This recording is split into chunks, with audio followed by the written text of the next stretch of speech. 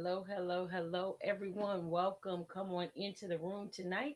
We're so very excited to have you with us, and we are so very excited to be here to talk about our second annual African American Children's Book Festival.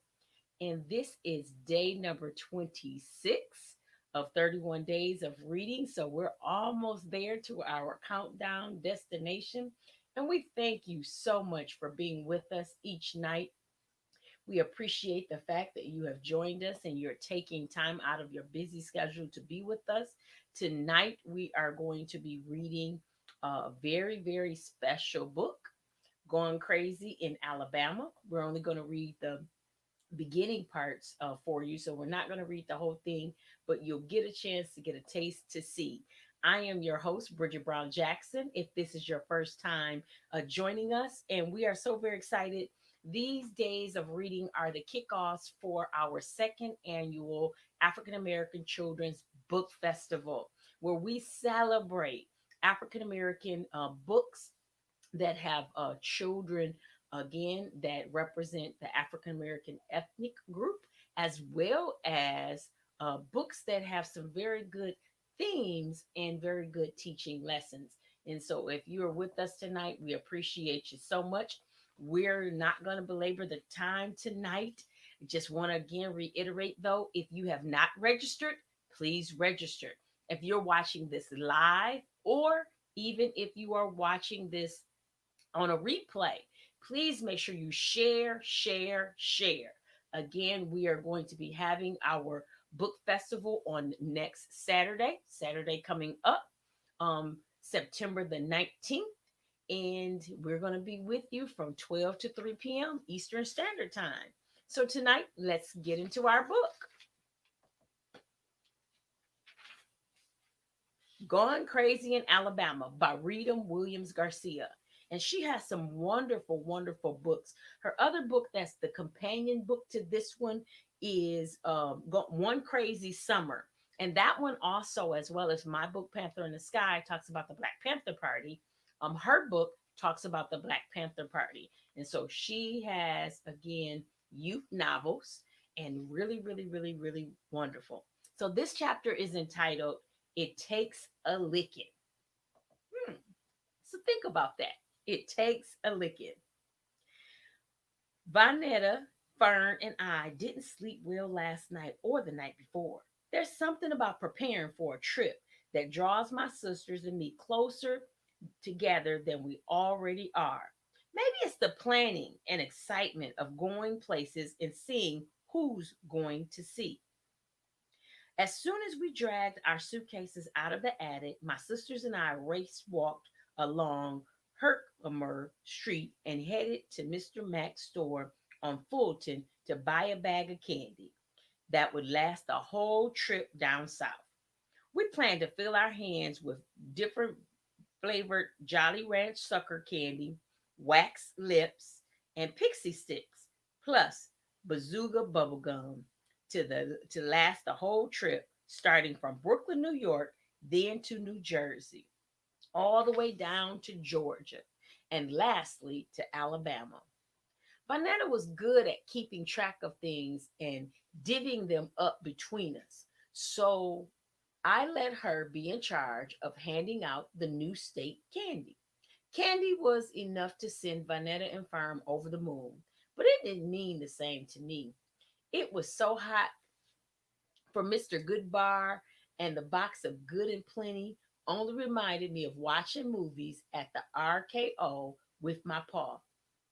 All that was different now that I shared him with Mrs. But as long as Pa's wife stayed with us in our house on Herkimer Street, even after their fights, I gladly shared my father. We were about to go inside Mr. Max when three girls who had been in Vanita's third grade class 2 years ago came out laughing and chewing on long on a long red licorice. Hi, Vanetta, they sang at her. Hi, Vanetta returned weakly. Hi, Vern echoed but louder.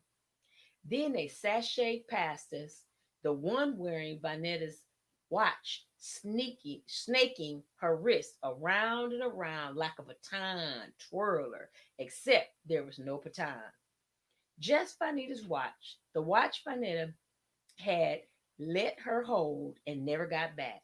She sasayed and twirled her wrist and arm purposely so Vanetta could see her watch. And when Vanetta did nothing and said nothing, I got angry at her.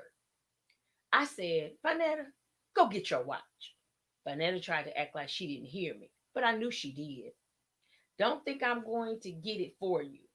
No, one asked you to. She tried to sound tough, like she wasn't afraid of me. Besides, I didn't want the old watch in the first place. Yeah, Fern said. She wanted a charm bracelet with ballet slippers and a heart and a shamrock for luck. Not a stupid watch, Vanetta said. All it can do is tell time. Tell time, take a licking, and keep on ticking, Vern sang. Vanetta sucked her teeth, licking and ticking. What's so special about that? I said, Paul gave it to you, and that's what's special about your watch. So, she rolled her huge cow eyes at me. I didn't care what our mother, Cecile, had told me about looking after Vanetta. I wanted to knock her out. Then Fern said, yeah, so it's so special and should and she should have it. Where's my watch? Fern planted both hands on her nothing hips and tapped her toe, doing her best Vanetta impression. Turning 8 hadn't grown Fern any taller, and it just made her mouthier. Where's my watch? She repeated. Safe in my drawer, where you won't lose it. Well, I want it, Fern said, and you can't keep it from me. And if you don't cough it up, I'll tell Mrs. I shrugged. Tell Mrs. I'll tell her, and she'll tell you. Then Vanetta, her ally, cleared her throat, fluttered her eyelashes, and finished in a voice as close to our stepmother's as she could mimic. Delphine, your sister is capable of wearing a watch. Capable of one of Mrs. Words. Capable was one of Mrs. Words. She used it against me to make me stop helping my sisters. Bonita is capable of doing her own hair. Then Bonita burned her ears with the hot comb. And who had to rub Vaseline on the burned ears and finish pulling the hot comb through Bonita's thick, thick head? Not Mrs. Fine, I told them both. And when you lose your watch, don't come crying to me. Boo hoo hoo hoo hoo, Fern said. Delphine, you better give me my watch when we get home. We let the house, we left the house giddy and returned crabby. A giant sack of candy made no difference. I had chicken to wash, flour, and I had chicken to wash, flour, and fry, and a lemon cake to bake and frost. It all had to be done before I went to bed that night. Paul said we had to be up before the sun to get the first Greyhound down to Atlanta.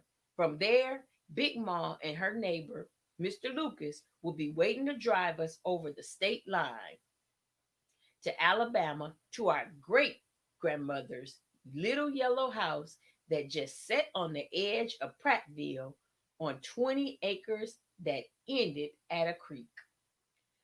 Mrs. poked her afro into the kitchen to offer to help, but she looked as green as she had earlier that morning. Pa said it was summertime flu, but I knew better. There's no month long flu, summer, winter, or otherwise. I said, no, thank you. I'm almost done. Mrs. seemed grateful and went back to the sofa to lie down. I preferred my sister's company in the kitchen, but we weren't exactly on speaking terms, which had which was hard to maintain because our voices either followed or lay on top of one another's for as long as I can remember. We spoke almost like one person, one voice, but each of us sang our own part, kind of like those records Cecile used to play with a singer's voice, catting and scatting a horn, piano and bass. Or like Paul's old doo-wop records with duos and trios that went high, higher, and then low. We've been laying our voices down, catting and scatting and following variations of the same notes for as long as we didn't always know we were doing it. But others noticed. The way we flowed in and out in words drove Mrs. crazy. She'd give us the eye like, cut it out. You're individuals, she'd say. One complete thought for each complete person. But when you're used to speaking as one, it's hard to stop just because someone is under your roof and says stop. As I whipped, beat, and stirred the lemon cake batter, I miss hearing my sisters' voices and having them around me. Vanetta, Fern, and I could afford to have our little scraps. Closing a door behind us and stomping away didn't mean a thing. Sooner or later, Vanetta or Fern would open the door to my room and I'd open the door to theirs. My sisters and I quarreled, but we didn't stay mad or go on too long. A period from one another's sight. Heaven knows we've had our share of long gone, like our Uncle Darnell who left us after he had stolen from who left us after he had stolen from my sisters and me. I knew it was his fighting in Vietnam that made him turn to drugs. I knew it was the drugs that made him steal from us. I didn't know how much I'd miss him until he left. It seems time it seems every time the door to our house on Herkimer Street is slammed shut too hard, pictures flash before me. Pictures of Cecile, our mother, leaving back when my sisters were barely walking and I was 4 years old. I've been dreaming a lot lately, kicking the covers every which way. I've been dreaming, running to the door to keep it from closing hard. I kept to keep footsteps from walking out, walking away, away. But as long as my legs are, I never get to the front door fast enough. As strong as my arms are, I can't keep Cecile from leaving, Uncle Darnell from leaving, Big Mom for leaving, or Mrs. when she's mad. I can't stop the dreams. I can't stop seeing the open door and the footsteps. That's the first chapter, Gone Crazy in Alabama by Rita Williams Garcia. And so we have some people who shared. We have Willie Jackson tonight says, couldn't wait to get on. We thank you that you did get on. Appreciate that so much. April Clark is talking to me saying, hi, hello, how are you doing tonight? We appreciate it so much. And she also says she loves this podcast. We thank you for coming on to our live every night, April. We appreciate the support. And then YS Books says that hot comb is something else. I've had dreads for 30 years because of that hot comb. I know that's right. It took me back to getting my ears burned and everything. And actually, I'm glad that you mentioned that because the fact that we actually, we teach children to have text to self or text to text or text to world connections with the book. And as I read it, I was thinking about the sisters and how their relationship was so very close and tight knit. It took me to my sister and I, and just looking out for each other and taking care of each other. So I kind of made a relation, even with the picture that's on there. I have a picture where I have on some shorts and one of them long shirts and those big long socks like that. I remember I had some socks that said 1976 for the bicentennial year. Um, we had these socks and we were in Canada and I was being proud to be American. And so it took me some places. So thank you guys so much for chiming in tonight. Since as a child, my hairdresser was also my mother and grandmother's. My neck, ears, and foreheads was not safe. I know what you mean. Many days. My daughter's not on here tonight. I remember when she was younger, and actually, I think she was in high school when I did this. I told her I was going to flat iron her hair. And so, now we didn't have the ones that went on the stove. We could plug them in. And I burned her bangs. And then I tried to act like I didn't do it. So I understand that. I got that totally. And so, again, we want to remind everybody that what we're doing right now, is in preparation for the great finale, which is happening Saturday, September the 19th from 12 to 3 p.m. Eastern Standard Time. If you have not registered, please register at the bit.ly below, or you can go on to Ubuntu Press, or you can go on to Kingdom Influence. We're also asking people to donate. So if you're watching this live, I appeal to you. If you're watching this by replay, I appeal to you. One of the things that Kingdom Influence is doing is putting books in the homes of children here in the city of Flint, creating home libraries for them. And so any support that you have would be greatly appreciated. Any support that you want to give, we definitely would take it. Small amounts. Any amount buys a book. Or if you've seen any of the books that you've seen us read, and you'd like to put that particular book in the home of a child, again, you can just send that amount of money. We will have a virtual bookstore available on the Kingdom Influence page on Saturday, for both people to be able to go onto those links and purchase books from people, as well as if you'd like to donate again to a family here in the city of Flint, Michigan. We greatly appreciate it. Kingdom Influence is a 501c3. And so, again, it is something that you would be doing to bless other people. So you can go to mykingdominfluence.org and go onto our donate page. Oh, April saying those socks look like you and Sharifa in the picture, you two riding a bike. Yes. Or there's a picture that we're at Bablo Island. And so if anybody is on that's from Michigan, then you remember when we had Bablo Island. And for those people that are not from Michigan, we actually had an amusement park that was in between Canada and in between Detroit, Michigan. And so we'd have to take a boat out to get to the actual island. And they had this amusement park on the island. And my sister and I want to say we're like 6 and 2 or 7 and 3. We're 4 years apart. And my dad took us, and we have these short shorts on, but we have these big old long socks, and what we call the Betty Jane shoes. And so, yes, April, thank you for that trip down memory lane. Willie Jackson is saying, thank you for being so diligent and faithful to the vision. Oh, that's to me. I thought he was talking to you guys. Thank you so much. Willie Jackson is the founder of Kingdom Influence. Kingdom Influence is our nonprofit organization. As I said, we started it in 2019 with the hopes of blessing children, blessing families that are in poverty or close to it, to help them educationally, health and wellness, and with financial support. And so, teaching them empowerment skills so that their lives may be able to be changed. And our number one pillar that we're working on right now is self development and literacy. And so, we thank you. Not only are we going to be putting books in the homes of children, but we're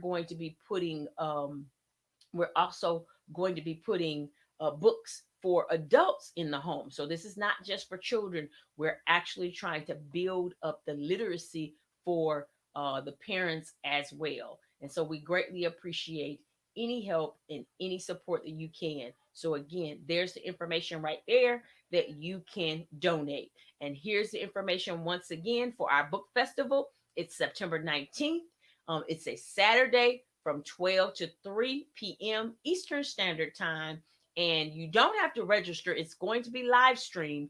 But if you want to be a part of books that you can win, then you definitely want to make sure that you register.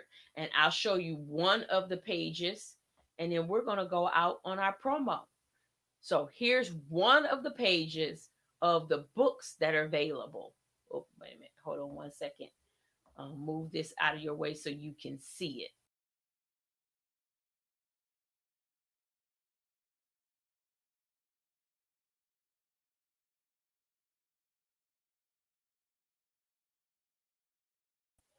All right, so that is a list of the books so that you could actually take a good look at them to see what's entailed in those books. We that package right there is valued at $165. So every hour we're going to be giving away books every hour. So you want to be a part of it because you want to be able to be one of the winners, hopefully. All right.